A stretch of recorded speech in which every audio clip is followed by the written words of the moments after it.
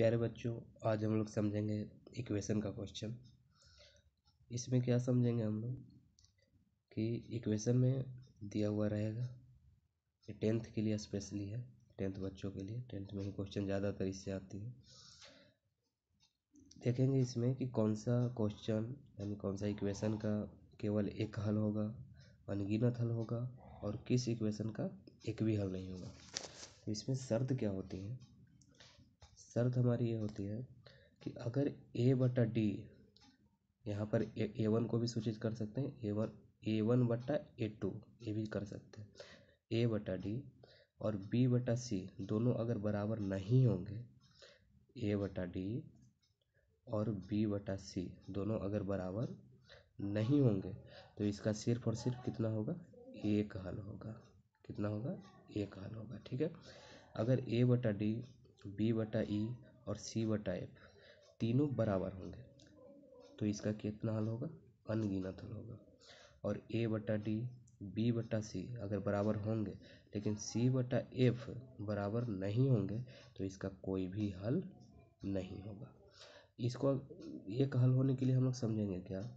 अगर 3 सा इक्वेशन दिया हुआ रहेगा, मान लो यहाँ पर एक और रहता, b बटा सी हो गया, d बटा ई होता, तो यहाँ पे a बटा डी और b बटा सी तो बराबर नहीं है। यहाँ पर देखें, a बटा डी और b बटा सी तो बराबर नहीं है, लेकिन d बटा ई बराबर हैं, तो हम एक ही को चेक करके छोड़ देंगे, क्योंकि बराबर नहीं है तो इसका एक हल होगा। समझ लेंगे हम लोग। ठीक है। अब हम लोग क्वेश्चन पे आते हैं। क्वेश्चन हम लोग का क्या रहा कि 3u बटा 6u, 3u और 3u माइनस 5v बराबर 20। इसको देखेंगे, 3u माइनस 5v बराबर 20 यानी 20, 6u माइनस 10v बराबर 40। अब इसको हम लोग देखेंगे कि होगा कैसे। इस पे इसको a मान लेंगे, a, एक मिनट, b, c, ये हो जाएगा d, e और ये f, यही था ना। यानी a बटा डी तो 3u बटा 6u अगर करेंगे तो 3u बटा 6u, और यहाँ पे करेंगे बराबर 5v बटा 10v बराबर यहाँ पे 20 बटा में 40। ठीक है। देखो, u से तो u खत्म हो जाएगा, v से भी खत्म।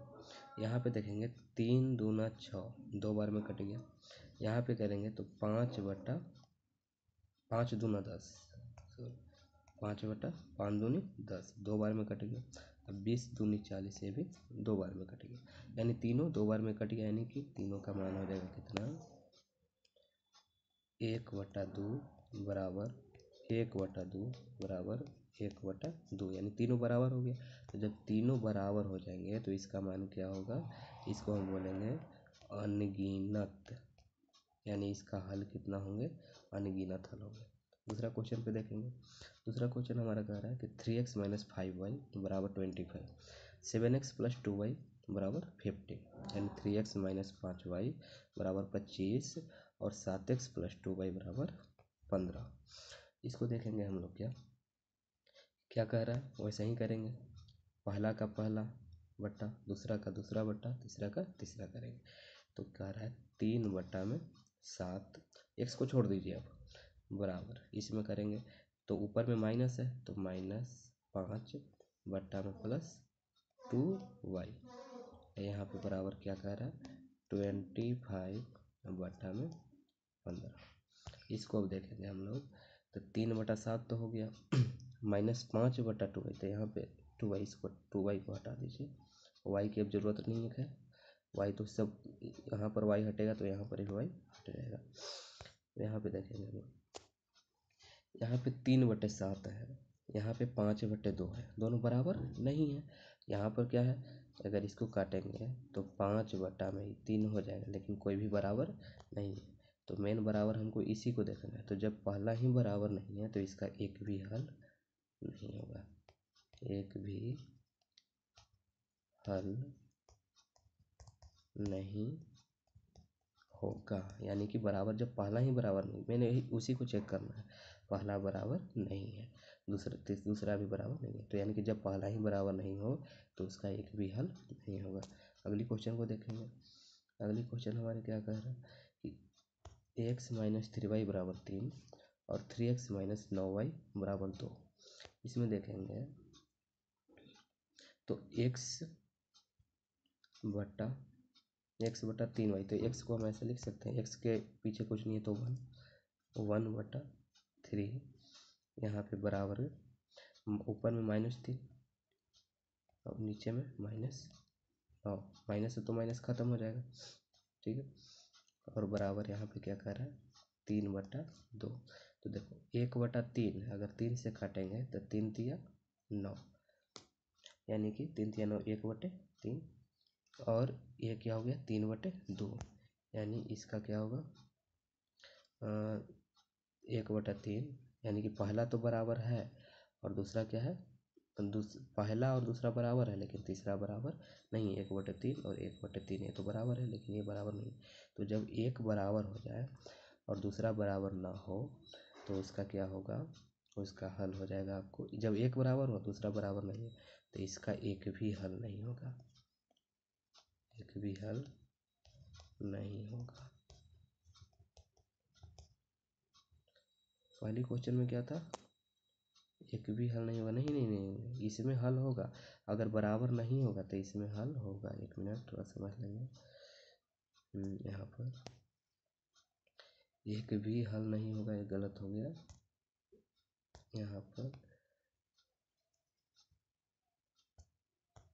यहाँ पर जब पहला बराबर ना हो दूसरा भी बराबर ना हो, लेकिन मेन पहला से ही देखेंगे, बराबर अगर नहीं होगा तो इसका एक हल होगा, एक हल होगा। तो आई होप आप लोग समझ चुके होंगे। पहला में क्या है कि जब तीनों बराबर होंगे तो उसका क्या होगा, अनगिनत हल होगा, अनगिनत। दूसरा में क्या है कि अगर सिर्फ पहला बराबर ना हो, दूसरा कुछ भी रहे, बराबर हो या ना हो कोई लेना देना नहीं है, लेकिन पहला अगर बराबर नहीं होगा तो इसका हल होगा, सिर्फ और सिर्फ एक हल होगा।